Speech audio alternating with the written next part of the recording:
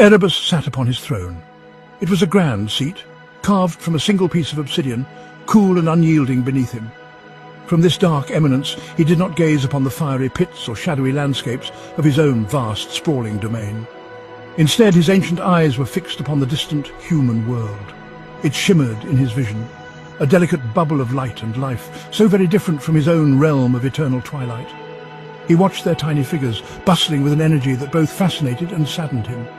He often wondered what it was truly like to live under a bright sun, or to feel the rain without it being acidic. The crown he wore, a circlet of jagged black gems, felt heavier with each passing century of observation, a constant reminder of his lonely vigil. Unlike the demon lords of old tales and whispered nightmares, Erebus harboured no desire for conquest. He did not crave the screams of the vanquished or the sight of burning human cities. His secret, deeply held wish was for something far simpler, something almost laughably mundane for a being of his immense power. Erebus dreamed of quiet.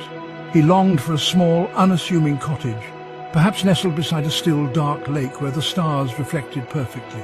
In these daydreams he tended a garden, not of tormented souls, but of rare night-blooming flowers, their petals soft as moth wings. This yearning for a peaceful, unremarkable existence was a fragile thing, a secret he kept locked away in the vast, echoing chambers of his weary heart. His power was undeniable, a force that could shatter mountains with a thought, or summon legions of fearsome creatures, beings born of shadow and primal terror. He could command the very elements of his dark world, bending them to his will. Yet, this incredible strength brought him no satisfaction, no thrill of omnipotence. It felt more like a burdensome cloak, woven from threads of endless responsibility and an ancient unspoken dread. He found more solace in the rustle of old parchments, the unique scent of ancient ink on brittle scrolls, and the quiet, undisturbed company of forgotten lore. At his core, Erebus was a scholar, a keeper of histories, unfortunately trapped in the grand, imposing role of a sovereign of darkness. From his high obsidian throne, he saw the humans. They built their curious structures. They formed their fleeting bonds of love. And they inevitably fought amongst themselves with a passion he found perplexing. So much vibrant energy, so much untapped potential for greatness, and yet so much of it was squandered on needless fear. They feared the unknown shadows beyond their torchlight. They feared the whispers of the wind, and most of all, they feared him and his kind. He observed their flickering candles piercing the night, each flame a tiny spark of hope, or perhaps a tiny defiant spark against the terror they imagined. He wished with a profound ache that he could simply tell them he meant no harm, that his only desire was for a quiet understanding between their worlds. After long contemplation, Erebus made a decision. He would try. He would extend a hand, or rather a claw, across the vast yawning chasm that separated their worlds. It was an undeniable risk, a gamble of monumental proportions. His own kind, the myriad denizens of the underworld, might not understand his motives. The other demon lords, proud and warlike, craved conflict and thrived on the delicious chaos of battle. They would likely see his actions as a sign of weakness, a betrayal of their very nature. But Erebus felt a deep, compelling need to make this attempt, for the sake of a peace he so desperately craved, for the quietude of his own ancient, tired heart. He had to make the humans see beyond their ingrained fears.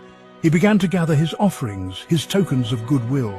These were not to be weapons forged in infernal fires, nor were they to be artifacts of dark, corrupting magic. Instead, Erebus chose gifts of knowledge and creation. He selected scrolls detailing the secrets of potent healing herbs, methods to make their fragile crops grow strong and abundant through difficult seasons.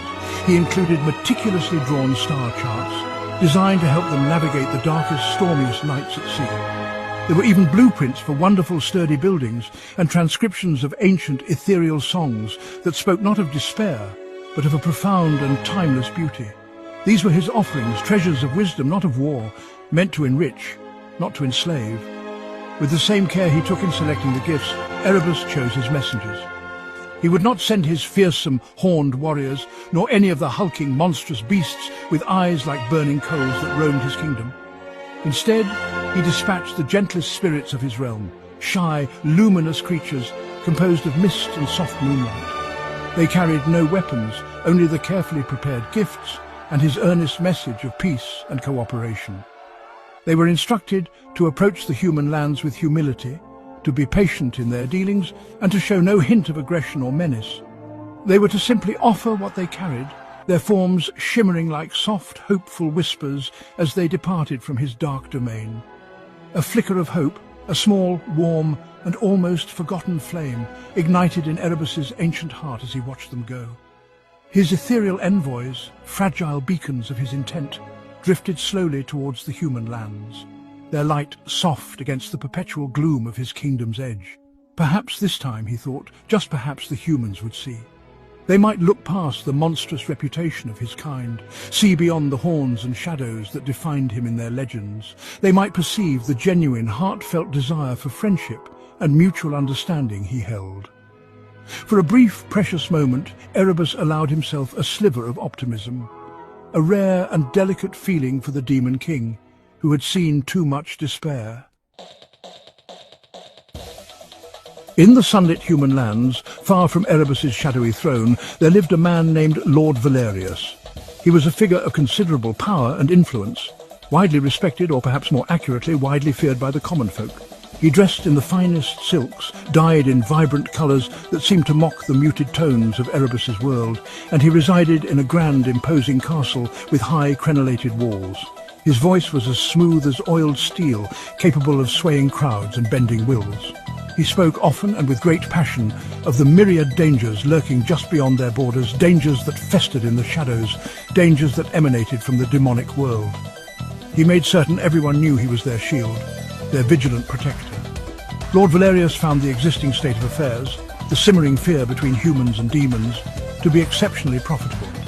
He made a handsome living from this pervasive dread. He manufactured and sold weapons, from simple swords to complex siege engines. He oversaw the construction of extensive fortifications, walls and watchtowers, all designed to keep the demonic threat at bay. He collected substantial taxes from the populace, all in the name of providing an impenetrable defense against the horrors Erebus supposedly plotted. If true peace were to ever break out, his lucrative enterprises would crumble. His carefully cultivated power and influence would inevitably fade. Lord Valerius did not want peace. He needed the people to remain perpetually scared, for frightened people were so much easier.